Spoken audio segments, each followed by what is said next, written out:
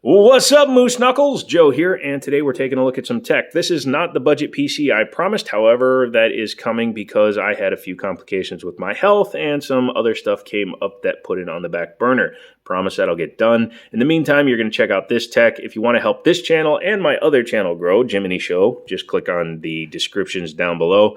It'll take you over there and you can help that channel grow by subbing there or using my Amazon affiliate links.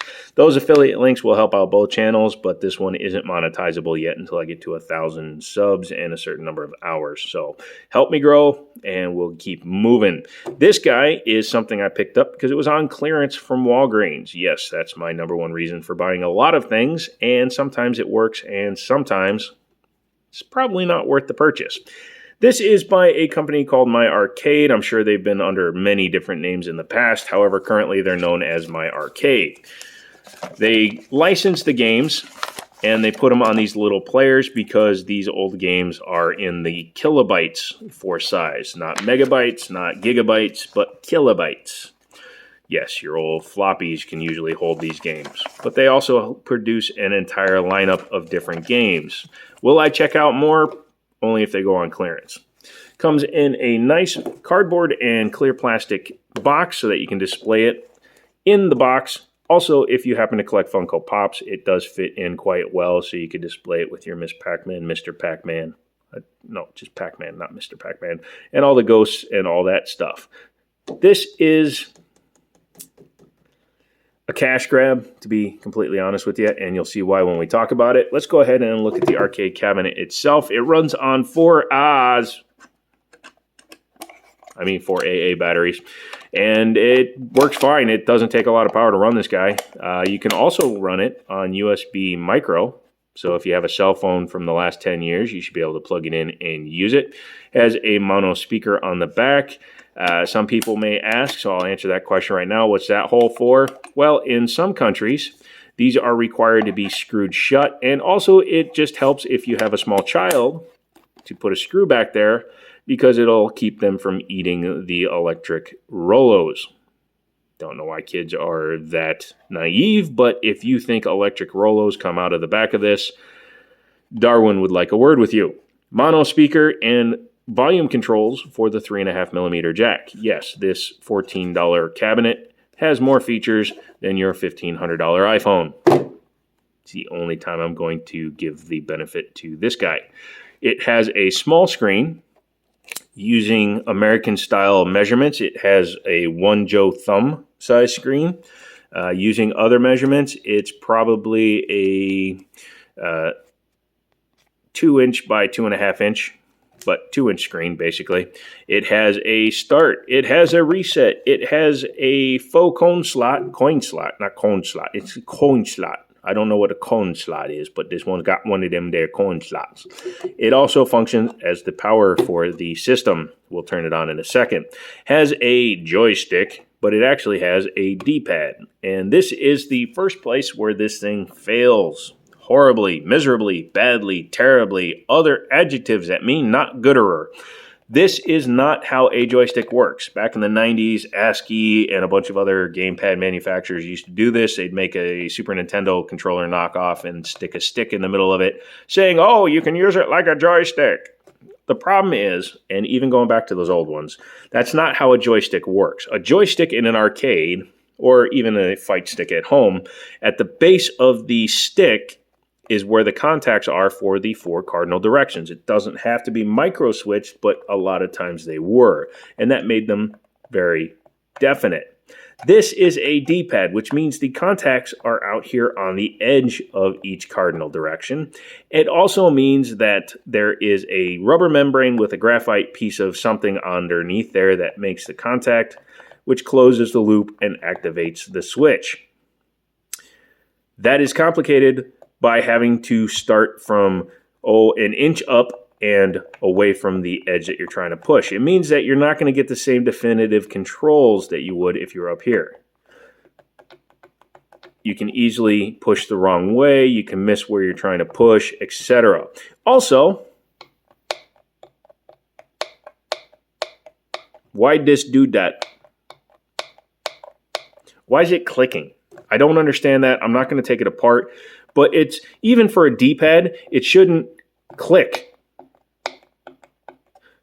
That throws everything off. This alone makes this an unrecommendable product unless you're hard on for retro arcades. Let's go ahead and turn it on. At least it has an okay screen. It looks less washed out on this screen than it does in person because the pink around the Ms Pacman is very, very faded to my actual eyes, whereas my digital eyes, it seems to be looking okay. If you push the start button, it starts the game. Reset button resets the game. Those are very easy to understand. The high score means absolutely jack squat because the second you turn off the system, it loses the memory for that. So there's no onboard battery to store your high score, which means this is an on-off state only machine. It's probably a circuit board about that big, called a computer on a chip or a blob on a chip. You've seen those in knockoff Nintendo 64 cartridges. Let's go ahead and start it. And it's already got a cheap sounding speaker.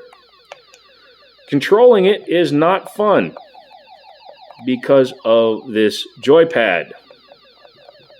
You can very easily miss your input, and you can get very frustrated while doing it. See, I just missed all of those, and now we are going to get eaten by a ghost. Jeez Louise, man. I'm not trying to play bad. I'm just being bad. That is the major downfall. This game needs one thing to work. It needs a usable controller. You can take this off, so at least it does that. But the problem is then, you're now trying to play an arcade cabinet like this. Is that easier? Let's see. I'm just going to push down, see if it'll move. Nope. Oh, yeah, it worked. Please go. Miss, miss, miss.